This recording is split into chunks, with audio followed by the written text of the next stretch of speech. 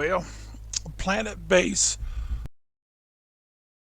is a game that's kind of nice to have and play when your internet is down. Normally it'll still play. And of course they have another game that's Dawn of Man.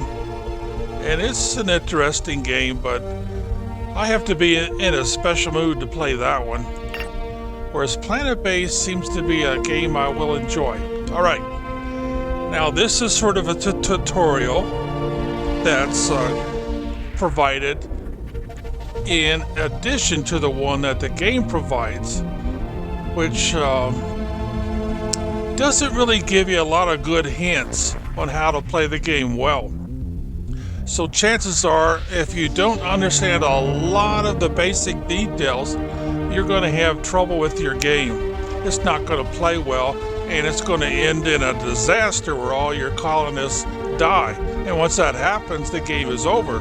So you only have a few choices. You can start over with a new game, or you could go back to the load option, and you can, take some of these saves out, especially the auto saves. I don't really know why you would keep the auto saves.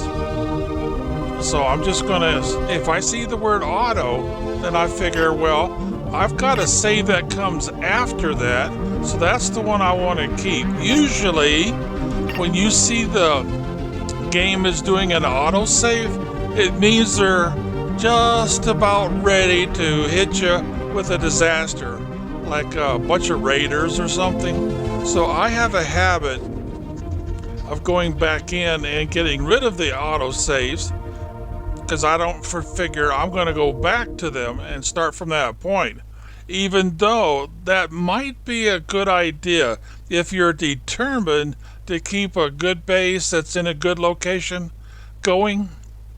But anyway, let's get out of this. Now, you do, if you have it, want to mess with the savings.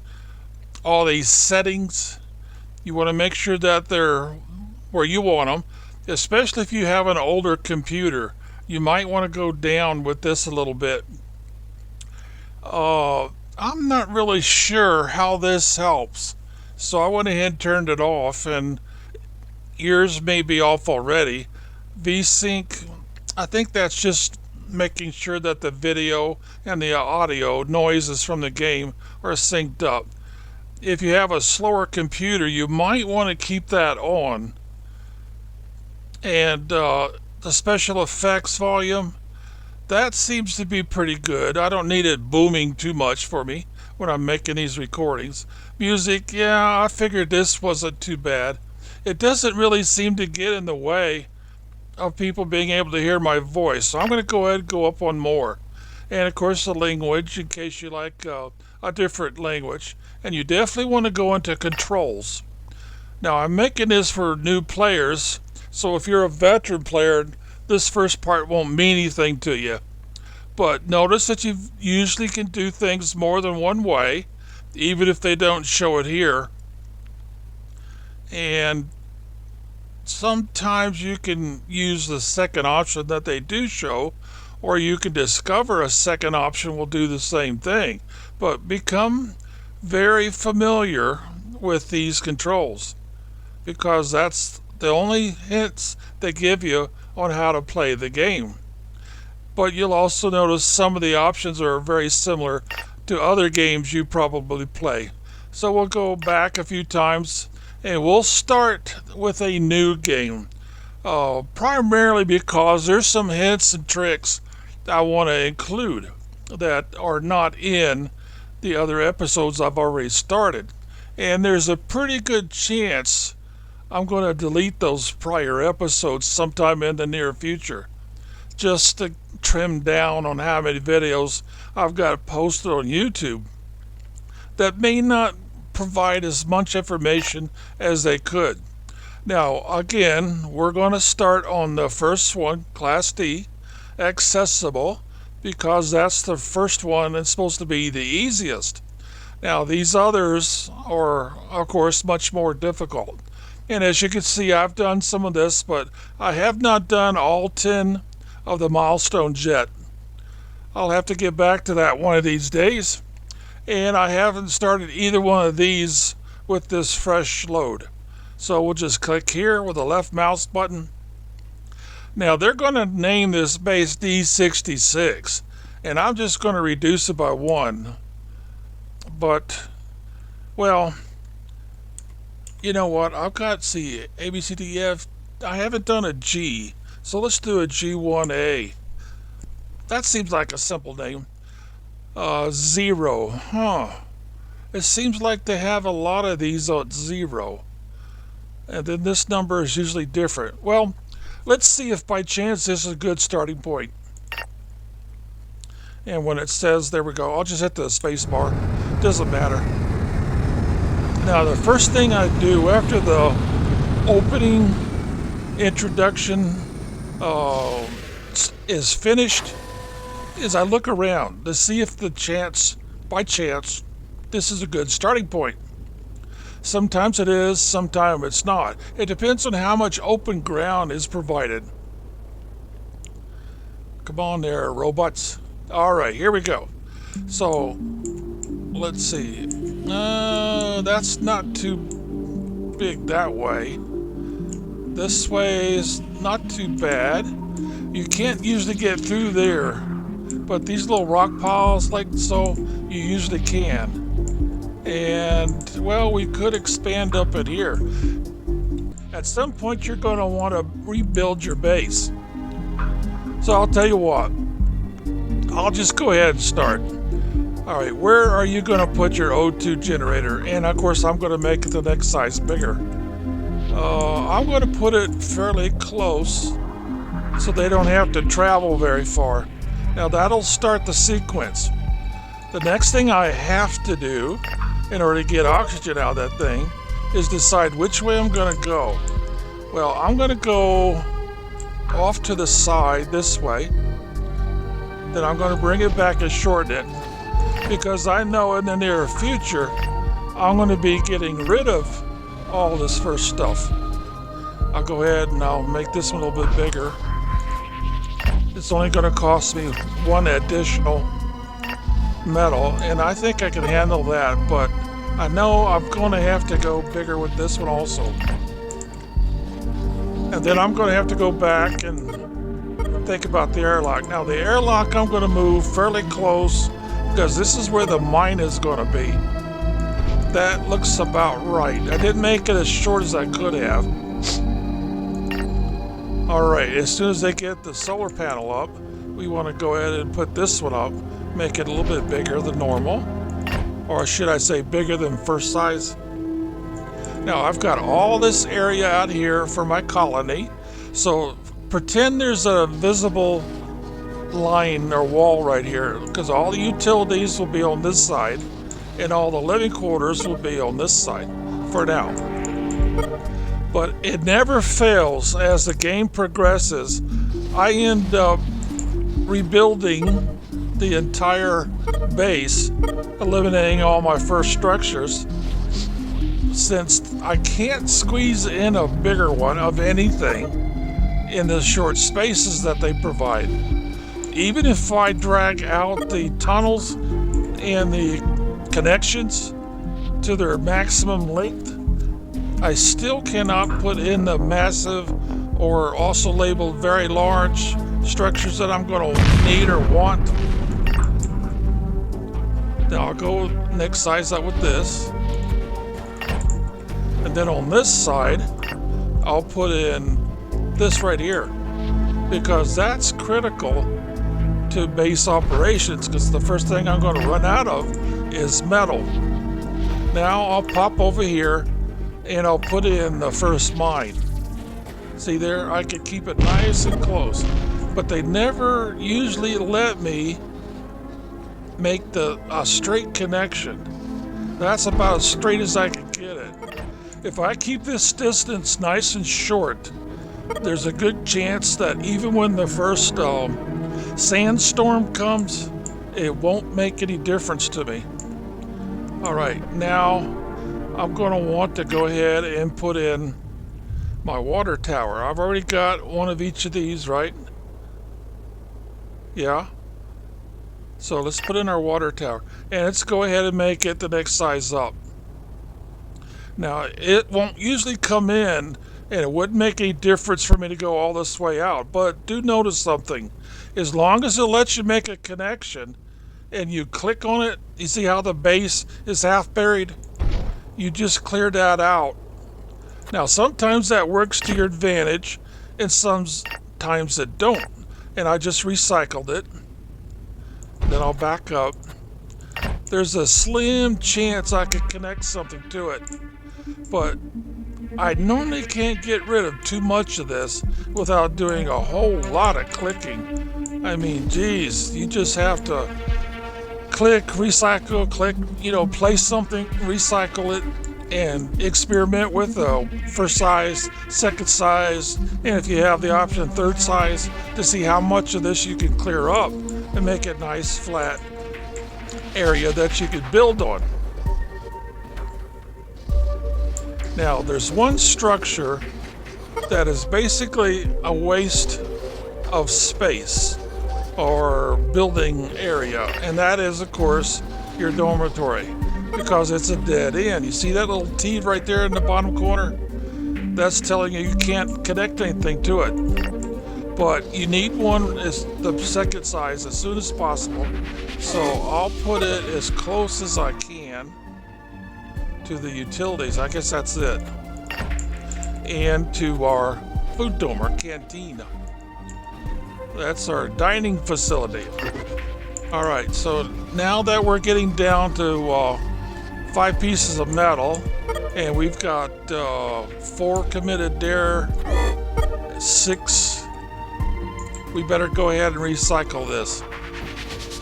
I don't want to do it any quicker than I have to, because everything that is left out in the weather will decay. It will start to come apart, deteriorate. Now, here I've got to have, now that oxygen is coming up, I've got to have this. So I want to commit to that right away, because even though I've got more than I need, I don't have any starch yet. Now, it doesn't make sense to connect anything that you need for dining facility to certain structures like the processor for making metal and stuff. Now, this is your minimum option if you want to keep the guys happy. And you notice that we still got plenty, but we're going to be using a lot here in the near future when we do the dormitory, because we want to put it at a minimum of 3 to 4 beds. So we got to be careful about that. Now, the next thing we need right away, of course, is food. And we don't want to go to first size. We want to go to the second size and move it over. That looks about right. I want to make sure I've got some building space to go yet. Now, these utilities I'm stuck with. And of course, this was medium, and that's not going to be adequate during the daytime to keep this charged up. Now, notice that they don't build just because you place something. They do their own thing. They decide what the priority is. All right, now I'm going to hold down the shift key so I can keep placing all these. And I'm going to try to keep them pretty tight. Then I'm going to switch over here, find the best location as close to the entrance as possible. Now, I should be able to get one more in there, so I'll let go of the shift key, kind of find where it goes. It's a tight fit. There we go. We just finished the dormitory, so we don't have to come back to it. Now, notice I cannot move until I click on this or use the escape key to do the same thing. There's your first how to do something 2 ways. Now, if this doesn't get put in because I ran out of metal too fast, then I might as well start over. This game is not going to work. So you do have to be careful what you commit to. And we still don't have the landing pad in, and I don't dare try to put the landing pad in until they get this up. And I get, well, let's see, left click on the map anywhere that's bare, Now click here on base management, and then click over here where it gives you stats. We've already reached survival. Alright, so let's see, we've only got 2 biologists, which is not good. We need to have this number higher than any other number at all times in order to make sure that we are producing enough food. This will be the next highest number, and then this one will be about half of that one, or maybe a little less. This one will be 1 for a long time, and then finally we'll get up to 2, 3, or maybe even 4 and 5, so that we can produce medical supplies faster. And this one will probably max out even when the game has been played for more than, let me say, 10 to 15 hours, because you won't probably be able to do all 10 milestones until you've played for 20 or 30 hours. So this game is designed to slow you down. But this number of guards will stay at 0 for quite a while, and eventually we might get up to a dozen. We could even get up to more if we get all 10 milestones nearly finished. The last one is 300, which you can see right here. Consolidation, reach your population of 300, and they're not counting robots. As far as I know, they never count the robots as part of your population. We might have everything else done, but this is how you finish the game. And that takes a lot of hours. You gotta learn a lot of critical information. Now, it won't do us any good to put in the other option, which is your bioplastic, even though it's very critical to keeping the game going, because we don't have any starch. And starch comes from this one, your biodome, where you grow stuff for them to eat. Okay, there we go. Now we can start putting stuff in. All right. The very first things that they recommend on the tutorial, of course, is the onion, the tomato, and the rice. Now, I think the reason why they say rice is because it's fast production. But you've only got the 2 people to work with, the 2 biologists. So each of them can handle 2. Now, notice that if we put in the wheat, it's not fast production, it's slow. Or normal, I guess would be another way. But you see a lot of it in their recipe. Tomatoes and wheat are 2 really big ones. The other one is corn. But we've only got 2 biologists, so we're not going to do any more than that. We've got 2 plants for each of them to maintain. And we're starting to run out because we made all those beds. Now, what we could do is just cancel this one. Just recycle it. And if we get desperate, we can afford to recycle 1 or 2 more beds. And since we don't have enough starch, let's go ahead and do that. Or just try to remember not to put in quite so many beds right off. You could get by with 3 or 4 for quite a while. And we better do another one. In fact, let's get it down to 4, which is what I usually stop at. But I wanted to demonstrate this. And notice what they're doing. They're picking up. We didn't really lose anything because when you say you want to recycle, you get back what you invested. I'll say no this time. And then I'll just left click anywhere on the map. That'll help us get these in, which are critical to base operations because of the food supply. Now we need to focus on getting in our first mill maker. There we go. And we'll just do the 1 for now. As long as we don't see any unhappy faces, then we won't have to worry about putting any plants in here. This vid screen has a little more impact than the plants do. All right, so now it's important that we go ahead and try to get this in. Now notice what it takes. It takes a metal. Doesn't take a bioplastic like so many of the other things do.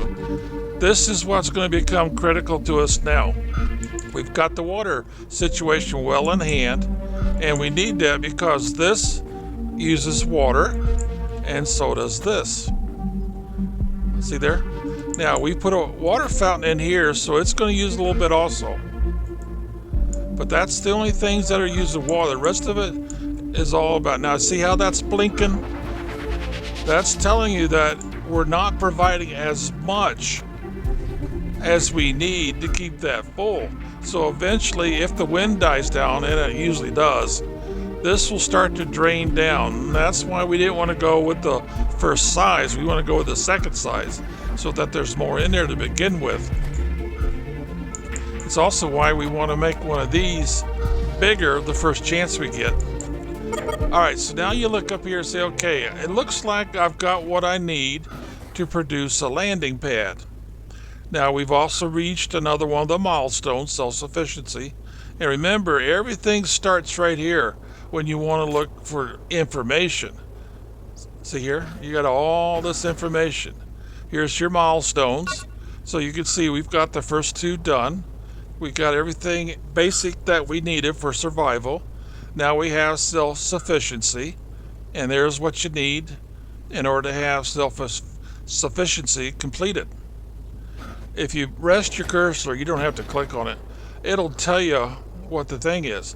All we have to have now is new colonists to the base, and we'll have this one done. And of course what we need is we'll left click, or we can hit this, is we need a landing pad. So we've got to go here, and the first landing pad, this one here is called a starport. It's bigger. So we gotta put this in somewhere would be convenient, and it makes sense to bring it over like, come on, there it is. See how it's half of it or a third of it's covered up? Well, that clears it. So if you want to, you can click on it and recycle it a few times and see if you could clear up some more territory. Now, in this particular case, we'd have to come out here, click on it, recycle it. See what I'm doing? You can do this with all of your structures as long as you can make a connection. Now, sometimes this is a good idea, and other times it's just a waste of effort. But you gotta have a connection. If you can't make a connection, this won't do you any good. All right, I'm gonna go ahead and put it there. Now all I gotta do is make the link, and then construction will start. And it takes 4 metal, no bioplastic, and it'll be completed. We just so happen to have 5. The reason why we have 5 is we didn't make this all that big. See there?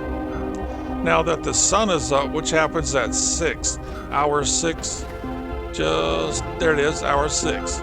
And it will continue to be daytime and have this work until it gets at 6 o'clock at night. And since this is a 24-hour clock, that will be 1800. You'll see 18, hour 18 there. Now this provides up to 30, and soon after sunup, by there it is, by hour 7 a.m. in the morning, it has full sun. The wind comes and goes, so of course this doesn't provide its full 30 most of the time. And remember, that is size 2, it's not the first size. The first size provides less. Instead of seeing 30 here, you'll see something like, was it 20, 25? Oh, I don't remember, but it's something like that. See how this is still blinking? Well, we survived the night, and the reason why we survived without losing power is because I went to size 2. Now I did the same thing here. See, it's considered medium and not small. And I made this as big as I could go, so it says medium and not small. But we're surviving. Now, the only problem we've got now is right here with the spares. But we're going to get our first colonist in. That's a colonist ship, if you click on it. And that's going to give us another milestone. So there we go, expansion reached. And let's see, who did we get? He went through the airlock, so now we can take a look. And we'll click here on stats. We got in another engineer. Now you're thinking, well, geez, I don't really need another engineer. What I need is another biologist or a worker. So how did they decide? Well, some of it comes from here. Now notice the highest number of discrepancy, well, maybe not the highest number since that's 37, but we wanted 40%. We've only got 37. And we've got a discrepancy here, 30 versus what we have, 25. But we've got the same thing going on here, but they gave us another engineer. Now, does that make any sense? Technically, no. They gave you 2 anyway, even though we've only need 20 or requesting 20%.